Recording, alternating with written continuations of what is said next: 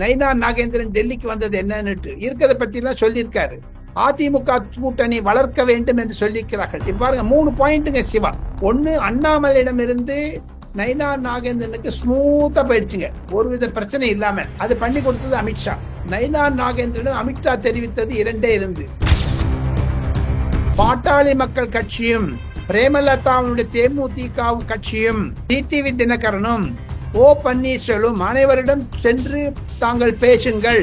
அந்த இன்னும் 12, அதாவது மே 18ஆம் தேதி தமிழகம் வர இருக்கிறார் அமித்ஷா. அப்போ இதெல்லாம் டாக்ஸ் எல்லாம் முடிஞ்சிடும். அக்டோபர் 2025க்குள் மாபெரும் பிம்பம் வந்து திமுகவை ஒரு புயல் மாதிரி எடுத்து அடிச்சுன்னு போடுங்க. அது திமுக என்பது இருக்கக்கூடாது என்பதுதான் நயினா நாகேந்திரனுடைய கோஷம். பாஜக என்றால் ஏன் திராவிட முன்னேற்ற கழகம் பயப்படுகிறது என்று தான் நிர்மலா சீதாராமன் ஒரே கேள்வி கேட்கிறாங்க.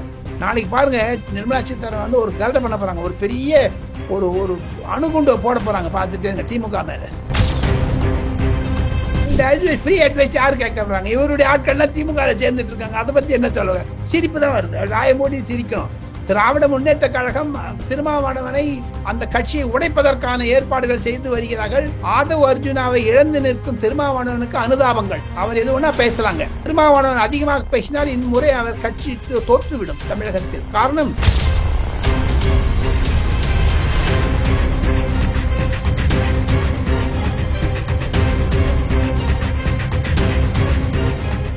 ரியல் ஒன் நண்பர்கள் உறவுகளுக்கு வணக்கம். தொடர்ச்சியாக பல்வேறு முக்கியமான தகவல்களை நம்முடைய வாசகர்களுடன் நண்பர்களுடன் பகிர்ந்து வரும் மூத்த பத்திரிகையாளர் டெல்லி ராஜகோபாலன் சார் அவர்கள் நம்முடைய இருக்கிறார். வணக்கம் சார்.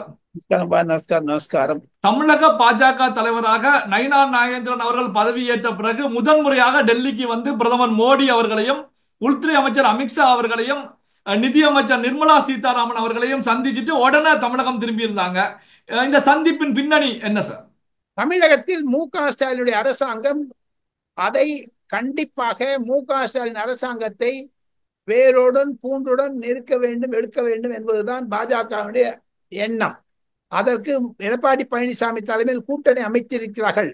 நீங்க கேட்டீங்க நயினா நாகேந்திரன் டெல்லிக்கு வந்தது என்னன்னு இருக்கிறத பத்தி எல்லாம் சொல்லியிருக்காரு. அதிமுக கூட்டணி வளர்க்க வேண்டும் என்று சொல்லியிருக்கிறார்கள். பாருங்க 3 பாயிண்ட்டுங்க சிவா. ஒன்னு, அண்ணாமலையிடமிருந்து நயினா நாகேந்திரனுக்கு ஸ்மூத்தா போயிடுச்சுங்க, ஒருவித பிரச்சனை இல்லாம. அது பண்ணி கொடுத்தது அமித்ஷா.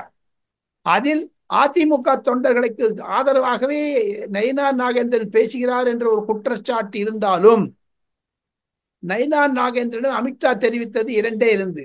கூட்டணியை பற்றி பேசாதீர்கள், மத்திய பாஜக பேசும். ஒன்று. இரண்டாவது, திமுகவை எதிர்த்து பிரச்சாரம் செய்யுங்கள். நயினா நாகேந்திரன் சொன்ன ஒரு சிறப்பு செய்தி என்ன என்று கேட்டால், ரியல் ஒன் நேயர்களுக்கு அதைத்தான் நான் சொல்ல ஆசைப்படுகிறேன். பாட்டாளி மக்கள் கட்சியும் பிரேமலதாவுடைய தேமுதிக கட்சியும் டிடிவி தினகரனும் ஓ பன்னீர்செல்வம் அனைவரிடம் சென்று தாங்கள் பேசுங்கள்.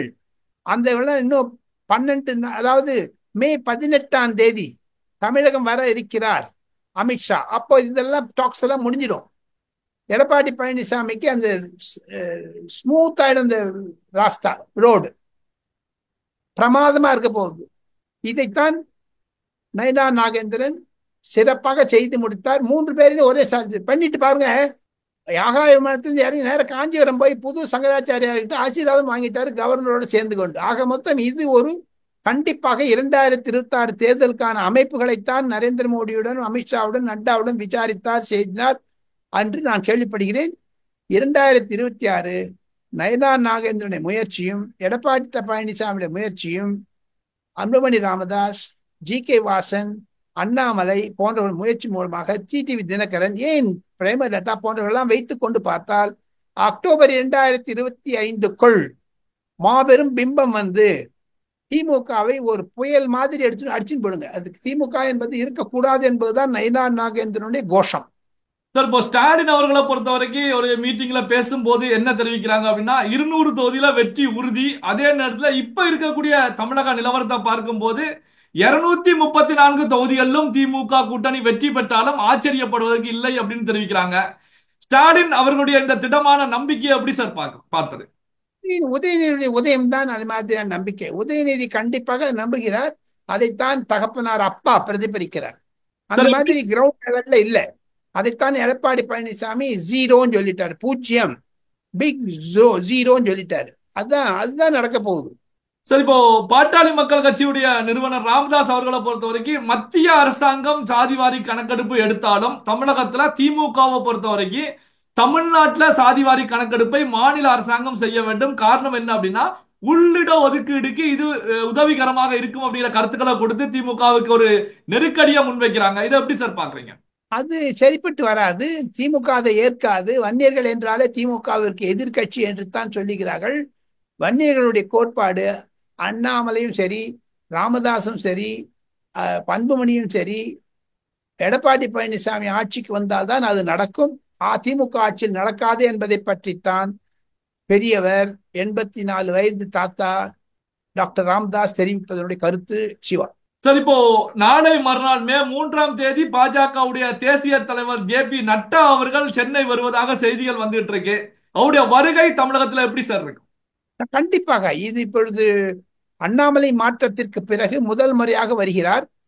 நிர்மலா சீதாராமன் நாளை வருகிறார் 2ஆம் தேதி சென்னைக்கு. ஆக மொத்தம் மத்திய அமைச்சருடைய ஒரு ஒரு ஒரு படையெடுப்பு என்பது ஆரம்பித்து விட்டது. மாதத்திற்கு 2 அமைச்சர்கள் வருகிறார்கள் என்றால் பாஜகவை வளர்க்க வேண்டும் என்று. பாஜக தமிழகத்தில் ஒரு பிரச்சனை இல்லை என்று சொன்னாலும் பாஜக என்றால் ஏன் திராவிட முன்னேற்ற கழகம் பயப்படுகிறது என்று தான் நிர்மலா சீதாராமன் ஒரே கேள்வி கேட்கிறாங்க. நாளைக்கு பாருங்க, நிர்மலா சீதாராமன் வந்து ஒரு கரடை பண்ண போறாங்க. ஒரு பெரிய ஒரு ஒரு அணுகுண்டு போட போறாங்க. பார்த்துட்டேங்க திமுக மேல. சார் திருமாவளவன் அவர்களிடத்துல நீங்க ஏன் பாஜக அதிமுக கூட்டணியை விமர்சிக்கிறீங்க அப்படிங்கிற கருத்துக்களை முன்வைக்கும் போது அவர் ஒரு கருத்தை தெரிவிக்கிறாங்க. அதாவது அதிமுகவுடைய வலிமையை பாஜக தன்னுடைய வலிமையாக மாற்ற முயற்சிக்கிறது. மற்ற மாநிலங்கள்லையும் மாநில கட்சியோடு கூட்டணி சேர்ந்து அந்த வலிமையை தங்களுடைய வலிமையாக காண்பிச்சு தான் ஆட்சியை பிடிச்சாங்க. அந்த வியூகத்தோடு தான் தமிழ்நாட்டுக்கும் பாஜக வருகிறது.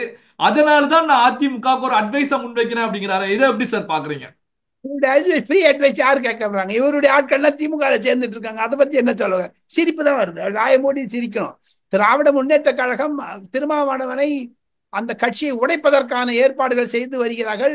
ஆதவ் அர்ஜுனாவை இழந்து நிற்கும் திருமாவளவனுக்கு அனுதாபங்கள். அவர் எது ஒண்ணா பேசலாங்க. திருமாவளவன் அதிகமாக பேசினால் இம்முறை அவர் கட்சி தோற்றுவிடும் தமிழகத்தில். காரணம், தலித்துக்களை வைத்துக் கொண்டு வியாபாரம் செய்வதாகத்தான். எப்படி மாயாவதி காணாம எங்க ஒன்னே ஒண்ணுங்க, ஆம்ஸ்டாங் கொலை வழக்கில் திருமாவளவன் ஏன் அழுத்தத்தை தரவில்லை திமுக அரசிற்கு என்று தானே பகுஜன சமாஜ் கட்சி மாயாவதி கேட்கிறார். தலித் பேசுறீங்களே, ஒரு தலித்துக்காரர் செத்து போயிட்டு கொலை செய்யப்பட்டதுக்கு இவர் என்ன பண்றாரு? இவர் வந்து திமுக அழுத்தம் கொடுக்காது. ஏன்? லூசா இருக்காது. அதாவது ஒரு அணுகுமுறையில் தாராளமாக இருக்கிறார். ஏன்? எதனால? திருமாவளவனுக்கு அழுத்தங்கள் அதிகமாகிறது. அந்த கட்சி உடையுதுங்க. 2 எம்பி அங்க போயிடுறாங்க சார் திமுகவுக்கு. பார்த்துட்டே இருங்க.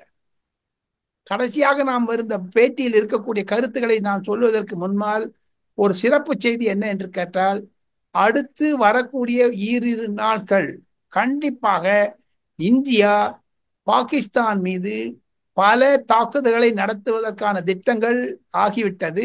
அமெரிக்கா, சவுதி அரேபியா, ஈரான் போன்ற நாடுகளில் இருந்து பல அழுத்தங்கள் வந்தாலும் நரேந்திர மோடி கண்டிப்பாக பாகிஸ்தானில் இருக்கக்கூடிய 2-3 தீவிரவாதிகளை டெல்லியிலிருந்து அங்கு ஏவுகணை மூலமாக அடித்து நொறுக்க ஆசைப்படுகிறார் என்று தான் நான் கேள்விப்படுகிறேன். சிவா சார் இறுதியாக ஒரு கேள்வி சார். இப்போ வந்து பாகிஸ்தான் தாலிபான் எல்லையில ஒரு பதட்டமான சூழல் நிலவிக்கிட்டு இருக்கு. பாகிஸ்தான் பிரதமரை பொறுத்த வரைக்கும் தாலிபான்களுக்கு எச்சரிக்கை விடுத்திருக்காங்க. தாலிபான்களோடு இந்தியா பேச்சுவார்த்தை நடத்தி இருப்பதாகவும் செய்திகள் வந்துட்டு இருக்கு. தாலிபான்களை பொறுத்த வரைக்கும் அதிகாரப்பூர்வமாகவே அனௌன்ஸ் பண்ணியிருக்காங்க, எங்களுடைய ஆப்கானிஸ்தான்ல இந்தியாவுக்கு எதிரான பயங்கரவாதத்தை நாங்கள் ஒருபோதும் ஏற்றுக்கொள்ள மாட்டோம் அப்படின்னு சொல்லி அனௌன்ஸ் பண்ணியிருக்காங்க. இதை எப்படி சார் பார்ப்பது? பாகிஸ்தானுக்கு பல தலைவலி வந்துருச்சுங்க. பல தலைவலி. பாகிஸ்தான் என்பது காங்கிரசுக்கு எப்படி அழிஞ்சு போச்சோ, காங்கிரஸ் இந்தியாவில் இல்லாமல் இருக்கிறதோ அதே மாதிரி தான் பாகிஸ்தானுக்கும் எதிரிகள் அதிகமாகிவிட்டார்கள். பாகிஸ்தானும் காங்கிரஸ் மாதிரி அழிந்து விடும் ஒரு நாள்ல ஒரு நாள். பார்த்துட்டே. அதுக்காக தான் தாலிபானே அகேன்ஸ்டாக. நீங்க இவ்வளவு தூரம் சொல்றீங்களே சிவா, பலுச்சிஸ்தான் அவங்களும் எதிர்த்து இருக்காங்க. அங்க இருக்கக்கூடிய போராளிகள் பாகிஸ்தான் அடிக்கிறாங்க சார். அங்க இதெல்லாம் எங்க வருது? ஆக மொத்தம் ஆயுதங்கள் எங்க வருது? இதுதான் என்னுடைய கருத்து. அது பாகிஸ்தான் இனி வரக்கூடிய நாட்களில் மிக மிக தொங்குவாகிவிடும். பார்த்து கொண்டே இருங்கள்.